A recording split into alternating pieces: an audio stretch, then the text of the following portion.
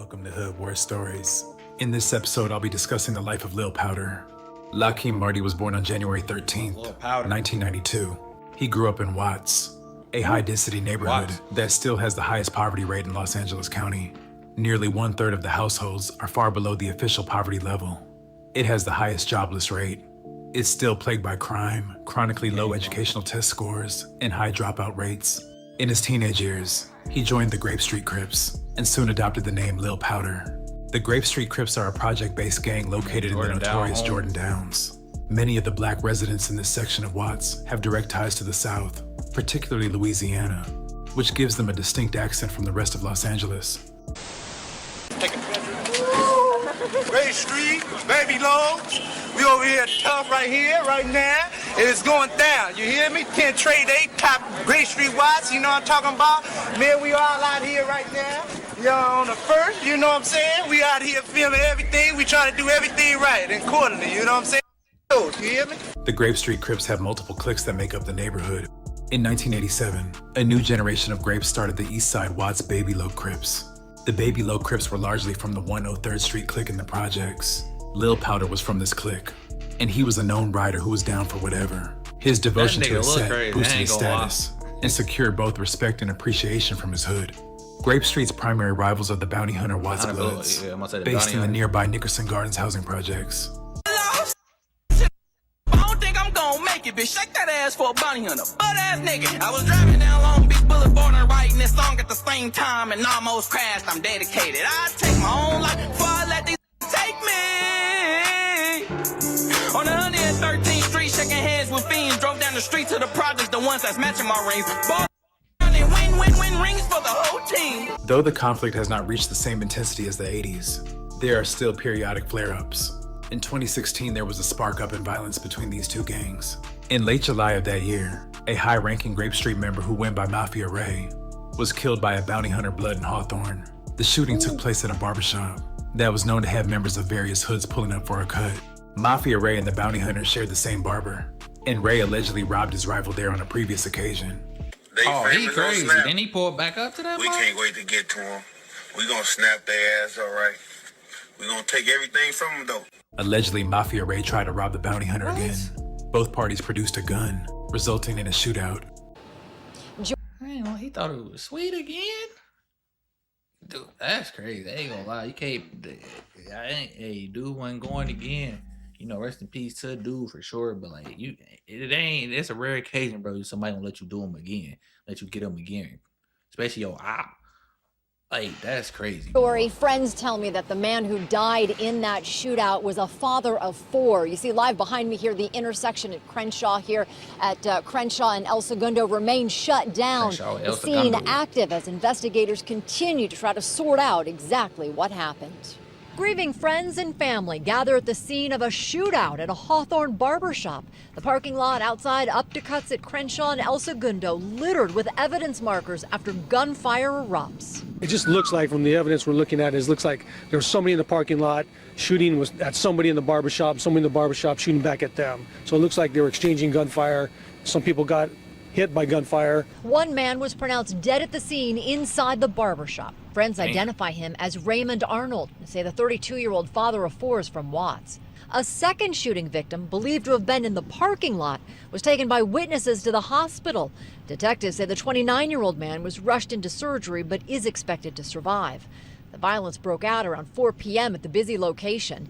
At this point, investigators aren't sure how many shooters may have been involved, but say they know there were lots of witnesses in the area.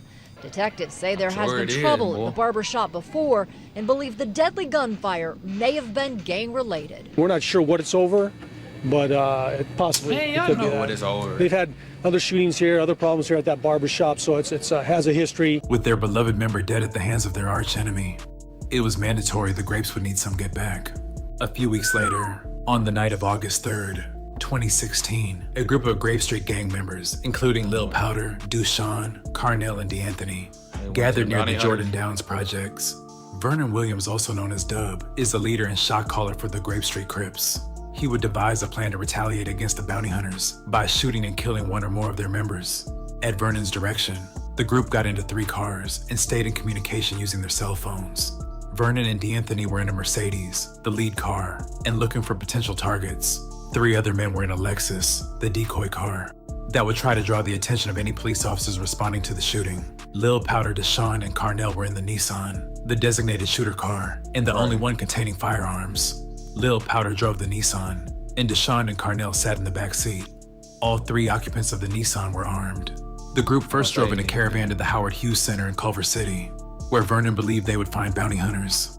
Vernon directed the group to the driver of a Maserati, whom he identified as a rival gang member. Deshaun, Carnell, and Lil Powder all shot at the Maserati's occupants. The driver of the Maserati was treated for multiple gunshot wounds. Following this shooting, the group retrieved an AK-47 assault rifle. Because Vernon was not satisfied with the shooting, all 3 cars then headed to the Nickerson Gardens, searching for another target. After scouting the area a few times, Lil Powder stopped the Nissan near a field where a group of people had congregated. Carnell fired a pistol at the group until the chamber was empty. Several bullets hit a nearby home. Deshaun, who had been given the AK-47, struggled to cock the rifle and was unable to fire any shots. No injuries were reported as a result of that shooting. Why y'all get a nigga that can't handle the gun? You feel me? I ain't condone it, but like, man, y'all gotta get a nigga that's got experience with them things, bro. Like, he didn't even get to shoot the K. Y'all just wasted time, bro. Shooting. The caravan of cars went to a nearby park next. Vernon told the group that they were not done because no one had been killed. After Vernon helped Deshaun cock the AK-47, the group headed toward a gas station across the street from the Nickerson Gardens. From the Mercedes, Vernon identified the driver of a white Chrysler at the gas station as another potential target. Dougal was the driver of the Chrysler, and his girlfriend Ajoma was also in the car. A 3rd person named Paul was standing nearby. Deshaun shouted a gang challenge, then immediately opened fire with the AK-47, killing Dougal and wounding Ajoma and Paul. Watch closely. First, you see 3 vehicles drive by. Detectives say they've spotted them on other cameras, too, driving in tandem. All of them. Of course part they of did. What happens it's next. Los Angeles. They got Crime cameras happens here everywhere. a lot, unfortunately. It does. This was not the first shooting at this 76 station. Sheriff Homicide Detective Steve Blagg says 26-year-old Cordero Dougal was sitting behind the wheel, his girlfriend in the passenger seat. The shots fired struck Cordero, also hit his girlfriend and another passerby. A triple shooting, 3 people shot. He dropped When the the gunsmoke window. settled, Dougal was dead, his girlfriend and a homeless man critically wounded, and the shooter gone. We need people that knew who were in those vehicles that night to come forward and tell us who were in those vehicles. Look again at the trio, a tan Mercedes, then the shooter's car, a gray Nissan Sentra, and the 3rd, detectives say, is a blue Lexus. After the shooting, Dougal's girlfriend jumped into the driver's seat, drove them to LAPD Southeast Division, where paramedics pronounced him dead. We believe she didn't drive him to the Cordero was hospital? wrong place, wrong time. The gas station is right across So from the he wasn't Nickerson even Gardens part. He housing wasn't even project, with. but detectives aren't sure yet if there's a connection. And Right. as for the victim, they say Dougal was a documented gang member. Everybody matters. He Or look like nobody wax matters. from- It doesn't matter what a person was in life. Nobody deserves to be murdered. But getting witnesses to come forward after such a brutal murder so far has been the hardest part of the investigation. Soon after the shooting at the gas station, officers stopped the Lexus and took its occupants into custody. The following night, other officers pulled over the Nissan and arrested its occupants, which included Lil Powder and outside? Deshaun. After the arrest, Deshaun admitted to a detective that he was part of the group of Grape Street gang members that committed the shootings at Nickerson Gardens and the gas station. Of course, the nigga that couldn't shoot the AK, couldn't cock it, the one they told. Like, after he wasn't able to cock it, y'all should have took him home. Like, y'all should have dropped him off. Or after the unsuccessful, the first one, y'all should have went back to the crib. Y'all was still out spinning, still driving around like y'all ain't been caught on camera 3 times through the whole city.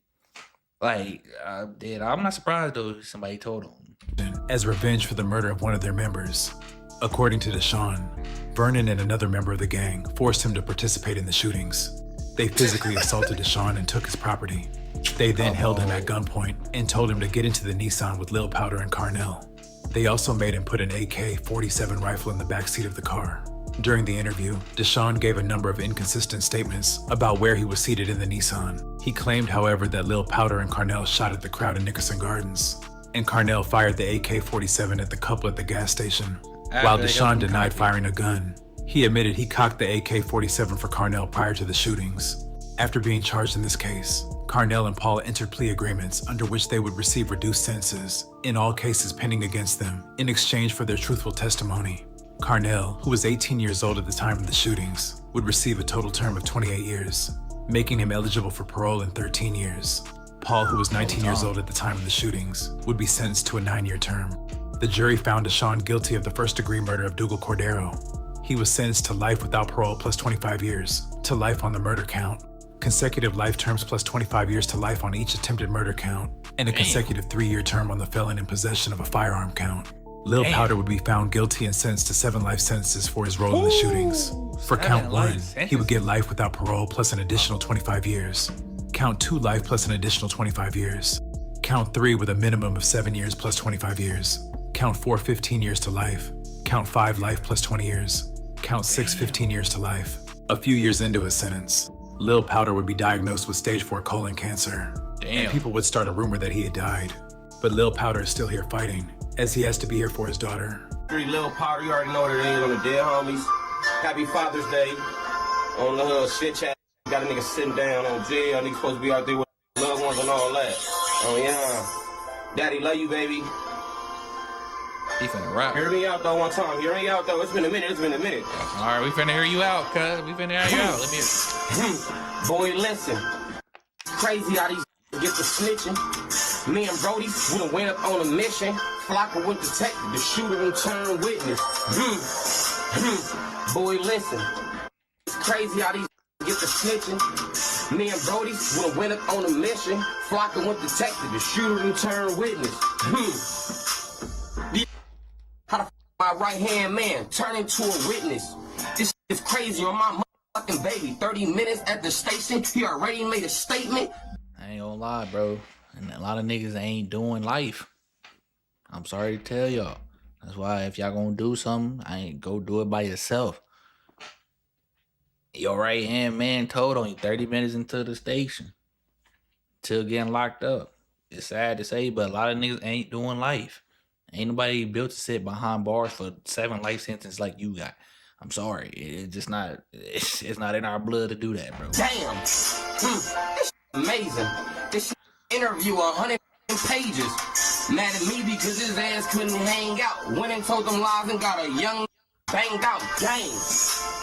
That's what it's about though. How you holler gang, but then you going on your mouth, ho. This is wicked. I don't even get it. How the driver stay solid, but the shooter did the snitching. Thugging. I can't even lie on baby look, I did some busting.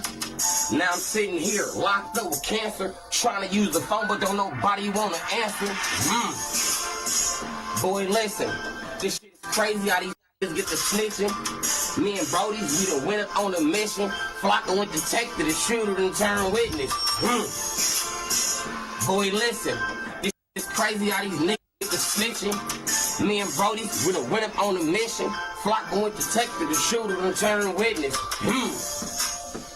Boy, listen. Vernon, the leader and shot caller, would not be charged in this shooting spree, but would later be arrested and found guilty for a different case. I'd like to thank you guys for watching. Please like, comment, and subscribe. That's crazy, boy. Man, stay out the streets, bro. Are you gonna be doing 7 life sentences for bringing somebody on a mission that wasn't ready for it?